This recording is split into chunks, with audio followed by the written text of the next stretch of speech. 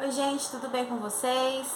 Hoje o vídeo é tipo resenha, onde eu vou conversar um pouquinho com vocês sobre o livro que eu terminei de ler. Eu gostei bastante desse livro, eu dei 4 estrelas pra ele. 4 estrelas, assim, eu já considero que eu gostei, como se eu tivesse gostado muito mesmo. Só que é um livro que não é pra todo mundo, definitivamente, mas eu vou conversar um pouquinho com vocês sobre ele. Eu não vou dar spoiler. É um pouquinho difícil falar sobre esse livro, até porque eu não posso falar assim, gente, eu indico pra vocês, porque eu sei que ele não é pra todo mundo, mas eu vou apresentar pra vocês a obra e falar o que eu achei, resumidamente, tá bom? Eu li então, ele é sueco, é um nome muito difícil de falar, que é A Maldição. Aqui eu sempre vou acabar falando Domaro, porque a gente acaba falar essas palavras é muito difícil, mas pelo que eu vi, o correto seria Dumarã. Dumarã. Então, a maldição de Dumarã, um poder ancestral de um mal desconhecido, diz aqui na capa, pela edição Tordesilhas. Essa capa que já arremete frio, gelo, né? Daquele clima que a gente gosta. E o nome do autor também é um pouquinho complicado de falar, gente. É o John Ajvide Lindqvist, que é sueco. Ele também é autor, para vocês se situarem, do Deixa Ela Entrar, que tem filme inclusive, Mortos Entre Vivos e também outros livros. Esse daqui foi o primeiro livro que eu li dele. O mais comentado por aí realmente é o Deixa Ela Entrar, né? E o pessoal elogia bastante, inclusive todos os livros dele. E pelo que eu entendi também, os livros dele têm uma pegada assim de terror psicológico. E ele escreve muito bem. Mas eu vou falar com vocês aí de acordo com o que eu vou contando um pouco da história, tá? Ó, ele não é um livro curtinho. Ele tem uma escrita, não é difícil de entender, e por vezes uma escrita poética mesmo. Ele escreve muito bem, muito bem. Vocês vão se lembrar, os fãs do King vão se identificar e vão achar bem parecido o estilo, tá? Realmente eu não sabia que ele escrevia tão bem assim. Ele não é dividido em capítulo 1, 2 e 3, não. Ele é dividido por títulos aqui, ó. Tá vendo? É sempre um título e ele é dividido em parte 1 e parte 2. Então são só títulos, tá? Muito bem, gente. Aqui nós vamos ter o Anders, que é casado com a Cecília, e eles têm uma filha de 7 anos, que é a Maja. E eles estão ali em Domaro. Eu vou acabar falando Domaro mesmo. Eu não consigo fixar Dumarã. E eles vão passar um tempo ali onde ele passou a infância dele. Lá tem a avó dele, que é a Ana Greta, junto com o companheiro dela, que é o Simon. E é um arquipélago, certo? Com várias ilhas. E Domaro é uma ilha pequena, um pouco inóspita, enfim. Depois eu falo mais pra vocês sobre Domaro. Então, no passeio noturno ali junto com ele, a esposa e a filha, a menina simplesmente desaparece e sem deixar rastros. A neve rapidamente já cobre e realmente não tem vestígio do que aconteceu. Passa-se, né, depois eles não encontram a menina, eles vão embora, eles acabam se separando, ele se afunda numa profunda tristeza e se entrega ao álcool. Eu achei também aqui que o álcool, as pessoas se entregam a ele nessa história, principalmente os homens, quando tem um drama, um problema. O álcool está sempre presente ali. Então ele se entrega ao álcool numa profunda tristeza, né? O casamento não resiste e tudo mais. Até que ele simplesmente fala que eu não aguento mais, eu preciso ir adiante, eu preciso viver. Porque é aquela coisa, né? Se tem coisa pior do que você perder um filho, é você ter um filho desaparecido, ainda mais uma criança pequena, né? A questão da culpa, ela pega pesado. Então ele volta depois de 2 anos, 2, 3 anos, ele volta para Domaro, porque ele precisa de respostas, ele precisa estar ali mais uma vez. Ele precisa encontrar a resposta para alguma coisa que ele está procurando ali e que ele precisa levar adiante, ele precisa viver. Então ele vai para essa ilha, lá ele fica, né, com a avó, com a Ana Greta e tudo mais, o Simon. E aí a gente vai acompanhando, é aí onde a gente vai conhecer a Ana Greta e o Simon. É aí que tá, esse livro, ele vai colocar os personagens para vocês e ele vai desenvolver profundamente cada um deles, principalmente o Simon e a Ana Greta. A gente vai conhecer então, é aí que vai começar a mostrar pra gente como que era Domaro, como que ela se tornou o que é hoje, porque era inóspito, não tinha ninguém. A gente vai acompanhar como que foi o crescimento da ilha, as pessoas que moraram por lá. A gente vai descobrir também que existe um mistério, algo como se fosse uma lenda, algo maligno e ancestral que permanece nessa ilha, mas a gente não faz ideia do que. Então, aí o livro vai começar a mostrar o passado da Ana Greta, quem que ela era, quem que era o Simon. Outros personagens também. Aqui, ele não é daquele tipo de autor que coloca de vários personagens e joga lá e fica. Não, aqui tem muitos personagens, tá? Muitos. E ele vai desenvolver cada um deles. Ele não tá ali por estar, né, pra preencher o cast, não. Ele tem um motivo para estar ali e ele vai desenvolver cada um deles.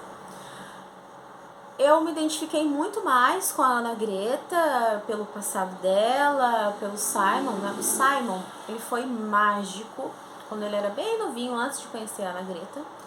E esse autor, ele também já foi mágico, tá? Então aqui a gente tem um ponto onde ele coloca um pouco dele na história. E um outro ponto também aqui é a questão do mar. Guardem isso, a questão do mar. A relação do homem com o mar, porque o próprio autor parece que ele perdeu o pai dele pro mar e tudo mais, então ele vai colocar isso dele aqui. E é muito, muito, muito profundo. Então a gente vai conhecer toda a ilha de Domaro. Por que ela é vista como mal assombrada? Amaldiçoada, o que aconteceu com a magia, e a gente vai descobrir também que outras pessoas já desapareceram lá e continuam desaparecendo. Por quê? E não existe rastro nenhum. Quando a gente sabe o que acontece, é um pouco tenso, é um pouco pesado. Aí também outro ponto que eu preciso falar pra vocês, que não é um livro só de terror sobrenatural. A gente tem sim esse elemento, mas eu considero ele como um drama onde o autor usou o terror psicológico para chegar até onde ele queria. Então, se você for ler o livro achando que é só terror, você não vai encontrar o que você está querendo. Medos, sustos. Apesar de que eu acho que ele escreve muito bem qualquer tipo de cena. Cenas divertidas, cenas tristes, dramáticas, profundas, de terror e de suspense. Eu acho que esse autor aqui é aquele que consegue desenvolver qualquer coisa que você entrega para ele. Então a gente já conhece um pouco da história da ilha, vamos conhecendo a história das pessoas e até a gente não faz ideia do que aconteceu com a magia e o que aconteceu com as pessoas desaparecidas. Vai ser explicado pra gente o que está por trás do mistério. E a verdade não é porque o lugar em si, aí aqui também deixa no ar, né? É o lugar em si ou são as pessoas? Então a gente vai desvendando, ou a combinação dos dois. A gente vai desvendando isso também.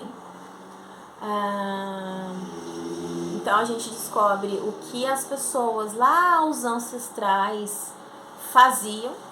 E quando Simon descobre, ele sente que só ele é que fica chocado com tudo aquilo, que é como se as pessoas escondessem, evitassem falar sobre, escondessem, é como se só ele se preocupasse com aquilo, é como se tudo fosse muito natural e muito normal, não dão a importância real daquilo.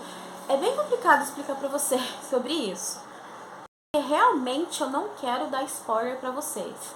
O que eu posso dizer, sim, a gente vai saber sim o que aconteceu com essas pessoas, quem eram os ancestrais dessa ilha, como ela se tornou o que ela é.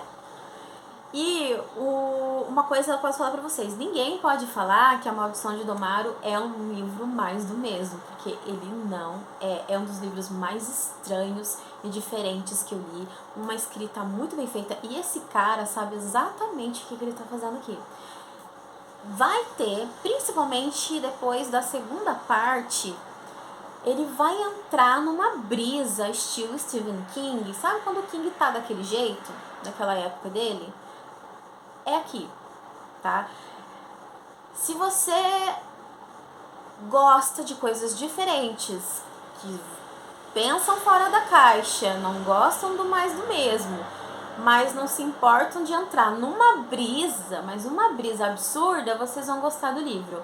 Por muitas vezes ele vai sim se tornar lento, porque também é muito descritivo, que a gente tem essa paisagem, esse clima de gelo mesmo, muito frio, né?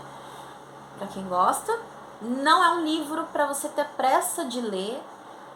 Eu indico você fazer leitura exclusiva, porque é fácil se desconcentrar, você precisa de atenção. E ele consegue colocar, como eu falei pra vocês, alguns elementos muito estranhos. Isso aqui eu posso falar que não vai ser spoiler. O Simon, né, ele chega um dia que ele tá lá caminhando e ele encontra o gatinho dele brincando com alguma coisa que tá se mexendo ali. Só que essa coisa toca o gatinho, mas o gatinho consegue ferir, que é tipo aqui fala que é um inseto. Eu imaginei ele mais ou menos assim, é como se fosse um verme preto, desse tamanho.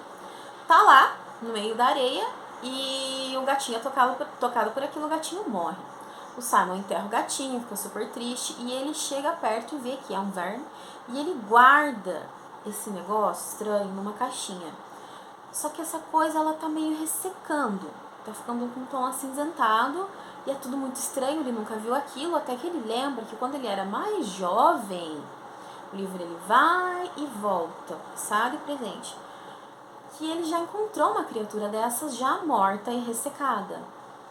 Ele guarda na caixinha e ele sente um instinto muito grande de reaviver aquele inseto. É onde ele deposita saliva, porque esse inseto precisa de água. Prestem atenção na questão da água e do mar nesse livro.